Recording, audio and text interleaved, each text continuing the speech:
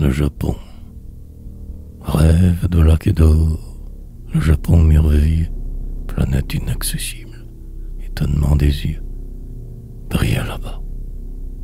Ce qu'il accomplissait naguère, aucun peuple n'a su ni ne saura le faire. C'était surnaturel à force d'être exquis. Son génie éclatait dans le moindre croquis.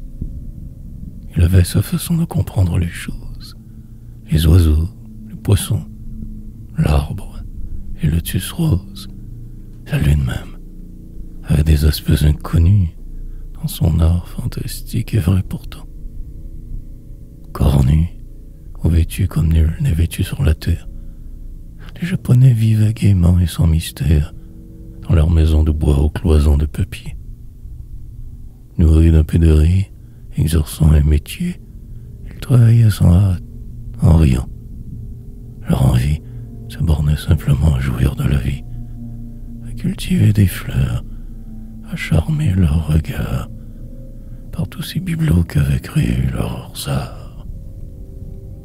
Ils poétisaient tout. Chez eux, les étayirs, adorables, étaient marchandes de sourires. De l'extrême-orient, ils étaient l'Orient, et la Chine pour eux n'était que l'Occident.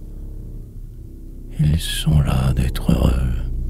Il leur faut l'industrie, le labeur écrasant, la machine qui crie, siffle, obscurcit l'azur de ses noires vapeurs.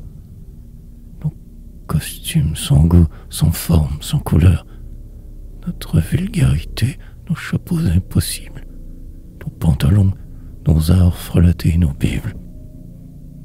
Ils étaient jolis dans leurs habits japonais. Sous nos accoutrements, ils veulent être lus. Leurs femmes, d'élégance et de grâce prodiges, étaient comme des fleurs se penchant sur leurs tiges. Elles pouvaient au monde imposer leurs atours, changer l'axe du beau, le thème des amours. Mais telles qui traînaient des robes de déesse, avec nos falbalas n'est plus qu'une singeuse. C'en est fait.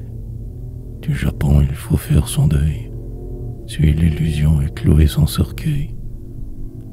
L'empire du soleil levant n'est plus qu'un trope. C'est l'extrême occident, le singe de l'Europe.